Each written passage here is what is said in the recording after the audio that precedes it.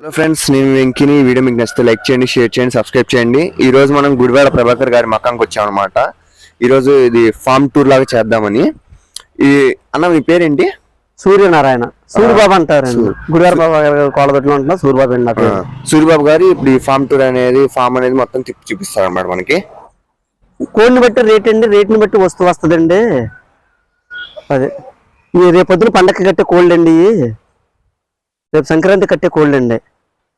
పటాపిల్లలు వచ్చేసరికి వీటిలో వేస్తామండి. చిన్న చిన్న పటాలు వచ్చేసరికి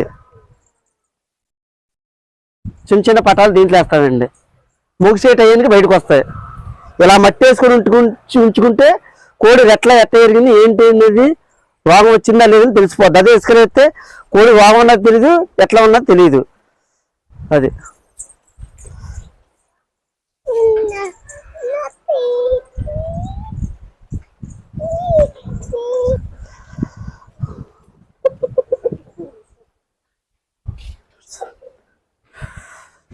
షెడ్లో కోడి డైలీ పొద్దున పూట 7 బయట కట్టేస్తాం. మన సాయంత్రం 4కి వేస్తాం. లోపల లైట్కి ఇసుక చల్లుకుంటే ఉడతా కూడా సుఖంగా ఉంటుంది మనిషికి.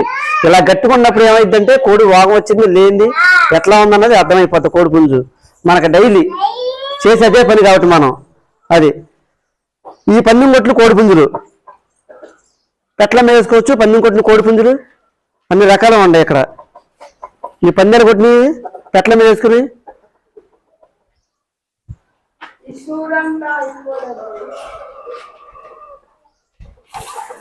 అబ్రాషన్ డీసెంట్ గా మొన్నే పందెం కొట్టింది. మన పందెం కొట్టింది.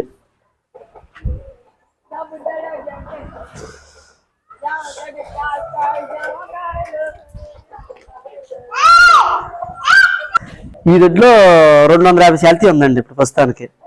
దొడ్లో 250 శాలరీ ఉందర్రా. బయట కట్టేసే కోళ్ళు డైలీ 80 కోళ్ళు కట్టేస్తాం బయట. మామూలుగా గాబులోకి 30 శాలరీలు వేస్తాం బయట.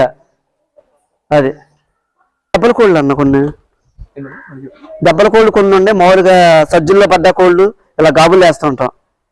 దెబ్బలే సజ్జుల్లో ఉన్న కోళ్ళు గాబులు వేస్తుంటాం.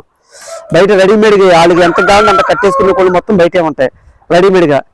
అది ఎనీ టైం 360 రోజులు ఎప్పుడు వచ్చినా కానీ కోడి పుంజు కావాలండి అంటే అలా తీసి ఇచ్చేస్తాం. అది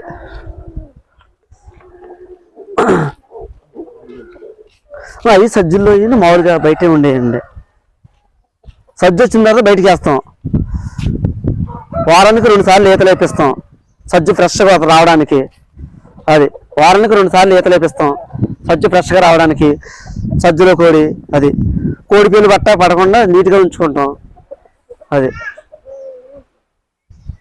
రోజు క్లీనింగ్ చేసుకోవాలి. కోళ్ళదొడ్డి ఏదో పెట్టామని చేసామనుకోకుండా కోడికి రోగం రాకుండా ఉండాలి. డైలీ క్లీనింగ్ చేసుకోవాలి ముందు. నేను అది క్లీనింగ్ చేసుకుంటేనే గొప్పతనం. అది కోళ్ళదొడ్డి అందరూ పెడతారు, మా కోడి చచ్చిపోయి అంటారు. ఎందుకు చచ్చిపోతే డైలీ శుభ్రం చేసుకుంటే ఏ కోడి ఇది అవ్వదు. అది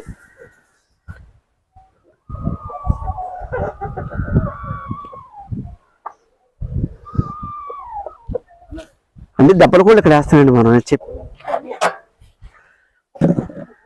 ఇవన్నీ 10 రోజుల నాడు కొట్టిన కోళ్ళు అండి మొత్తం అన్ని. ఇవన్నీ వారం రోజులు 4 రోజులు అవుతుంది ఒక్కొక్క కోడి కొట్టి.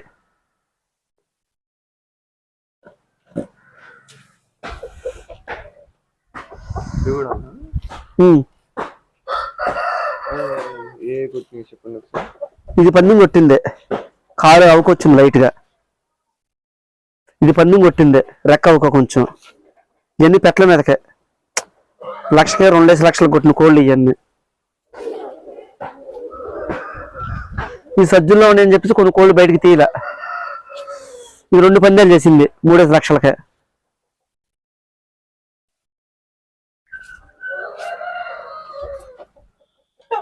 ఈ సజ్జుల్లో కోళ్ళు అండి. పెరుగు చూపిద్దాం. ఏదన్నా పెరుగు ఏదన్నా మనకు తెలియదు. ఇండియా పెరుగు 2 మిక్సింగ్ తప్ప ఇండియా ఏదన్నది పెరుగు అన్నది తెలీదు. పెరుగు అయినా సరే 4వ జనరేషన్. ఇది ఫస్ట్ జనరేషన్ కూడా కాదు, 4వ జనరేషన్. అది మన ఇండియా కోడి టైప్ లో తప్ప పెరుగు అని ఎవరు కూడా కనిపెట్టలేరు. మనం చెప్తే తప్ప పెరుగు ఇది పెరుగు కోడని మనం చెప్తే తప్ప ఇండియా 90% అది మనం చెప్తేనే పెరుగు అని అలాగే వెళ్తుంది తప్ప మొత్తం ఇండియా 4వ జనరేషన్. ఇది 4th. మనం చెప్తే వాళ్ళకి పెరుగు అని తెలుస్తుంది. మనం చెప్పకపోతే వాళ్ళ పెరుగు కూడా తెలియదు వాళ్ళకి.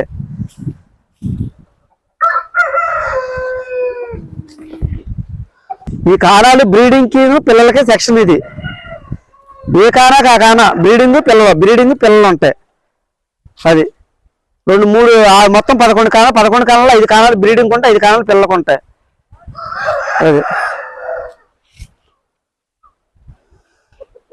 ఇలా కల్లి కొడితే లోపల మనకి తెమలాగా ఉంటుంది కదా, ఆ తెమలైతే మనం అయితే వస్తాం ఈ వీలేగా, అందుకని కొడితే వాటికి ఫ్రీగా ఉంటుంది. అందుకని ఇలా కల్లి కొడతాం పొద్దున పూట. ఆ కల్లి అంతా బయటకు వచ్చేస్తే వాటి శ్వాస బాగా ఆడద్దు, గొంతులో ఏముండదు, ఇక గొంతు ఫ్రీగా ఉంటుంది.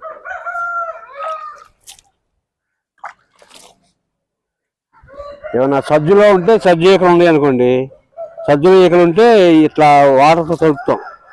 తోకలో సజ్జు ఉంటుంది, ఈ సజ్జు ఉంటే ఇట్లా తడిపితే ఆ సజ్జు వచ్చింది.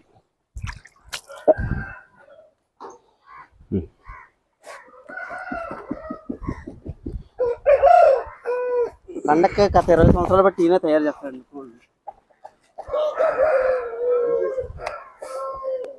ఇది కల్లి అంటే తెమడ.